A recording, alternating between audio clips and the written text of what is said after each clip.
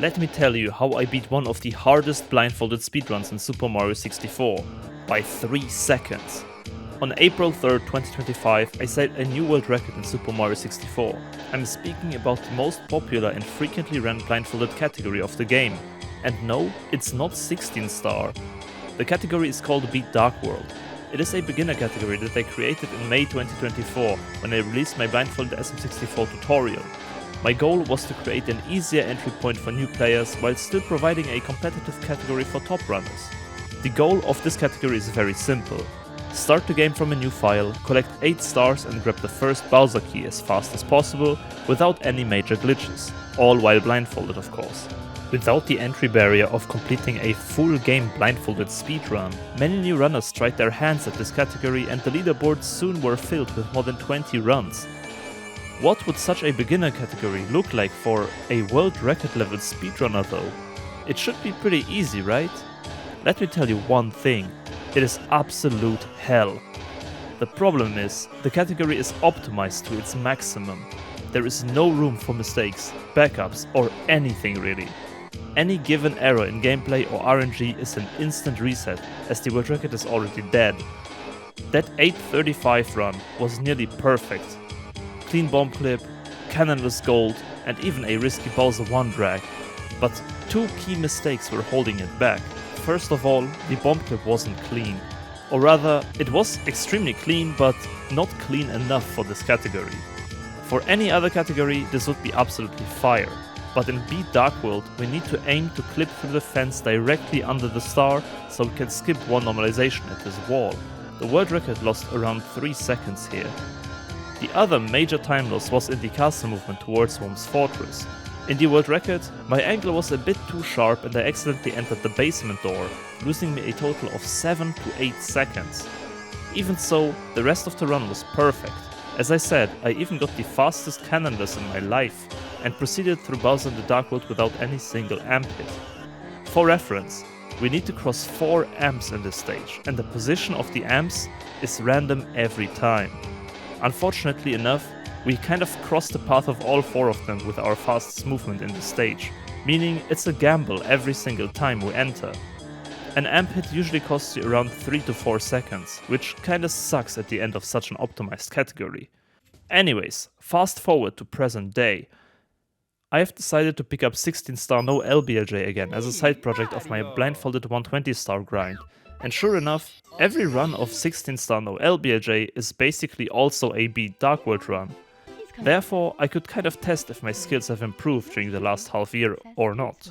And sure enough, I was playing incredibly well and most of all consistently. I was able to get sub 9 minutes Beat Darkworld times basically every day once or twice, so the category piqued my interest again. I didn't really have any new strategies or so, I was simply hoping for a run that was better executed without the major mistakes the previous world record had. I would just need to play perfect for 8 minutes straight. Surely this will work out, right? 21st July 2025. I start the stream and decide to do a quick little warm-up run.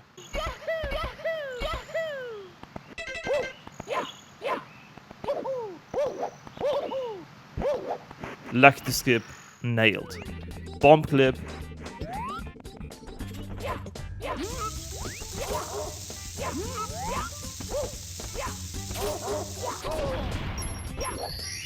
Instant star grab.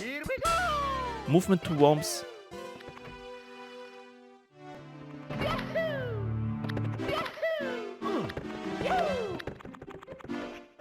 A bit sloppy, but still a tiny bit faster than a world record. Worms king.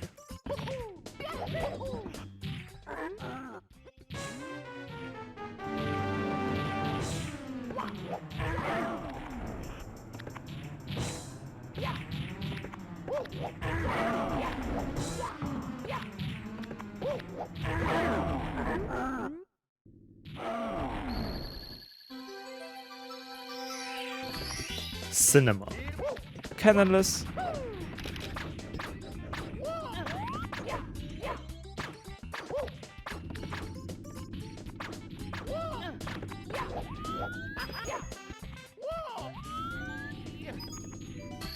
Decent. a few seconds slower than world record. Into the wild blue.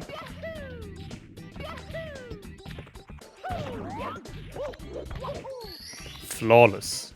The tower star.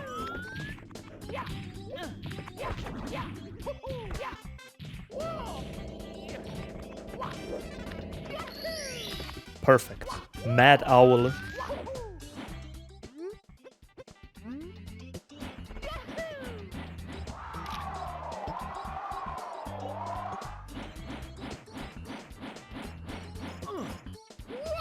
Straight into the star. At this point, I was 6 whole seconds ahead of the world record, which is absolutely huge. I continued to run, Peach secret slide.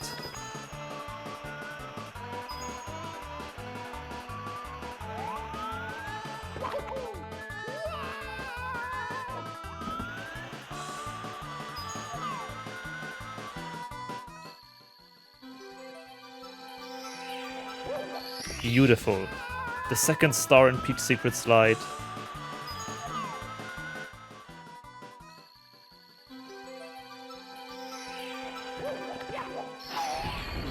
Right into the box. All that was standing between me and a new world record is Bubzia in the Darkworld.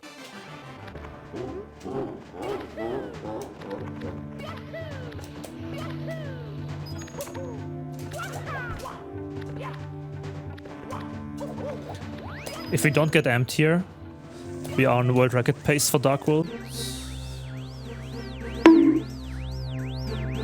Well, there it goes, the jinxed amp hit. That's a 3-second time loss at the very end of the run, completely random. But I kept going. The rest of Darkworld was perfect, and all that I had left to do was the difficult Bubzia 1 drag strategy. So I entered Bubzia's pipe and locked in. That is so funny that it happened like 1 second after I said it.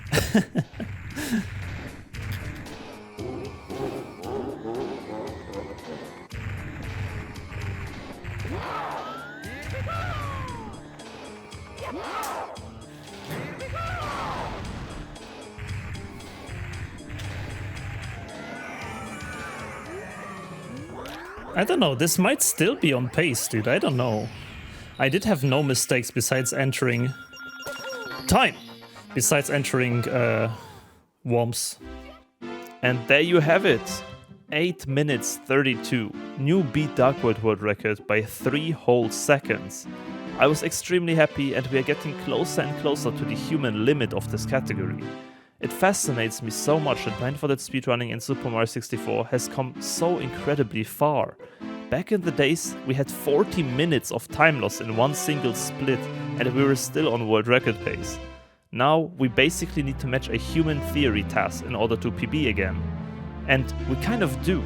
Imagine playing literally perfect for 8 minutes without sight. It's kind of crazy, isn't it? That being said, of course this run is still not 100% perfect. The amp hit at the very end was extremely unfortunate, as without it we would have passed the sub 830 barrier, which is probably the last decimal second barrier that we will see in a really long time. A humanly realistic best possible time currently stands at around 8 minutes and 25 seconds with absolutely perfect gameplay, or by introducing some new strategies. There are actually 3 major ideas for some bigger time saves. The first one is to go for YOLO lucky to skip, basically the visual lucky to skip but blindfolded. This would save 3 seconds, which is huge, but it would also increase the resets in the beginning a ton, considering we need to hit both lucky to skip and bomb clip back to back. The next one is to go faster and even cleaner with bomb clip, very similar to the visual one where you do a tiny jump up left. This would save around 1 or 2 seconds. Once again, more difficulty in the very beginning, but after that we should have rather smooth sailing. Well, besides the fact that the next time save also lies right there in Worms Fortress, where we could save a second in the movement towards the teleporter by using a double jump dive approach from the tree. I actually have used this strategy in speedruns before, so it's not impossible, but it definitely does decrease consistency further. Since we would do this movement twice in the run, this is another 2 seconds. So, that's the story of how I pushed the Beat Darkworld category to a new limit, and we are not done yet. A sub 830 might happen any day now, so if you don't want to miss it, you can find me grinding this live every weekday, or you can hit that subscribe button here. Huge shoutouts as always to all of my patrons, with special shoutouts to Bob Farrell, Benlitz, ZXMany, KingReubs, Sara, and FirstClassCitizen. With that being said, have a wonderful day, and honestly, screw this stupid ass amp in Darkworld. See you around.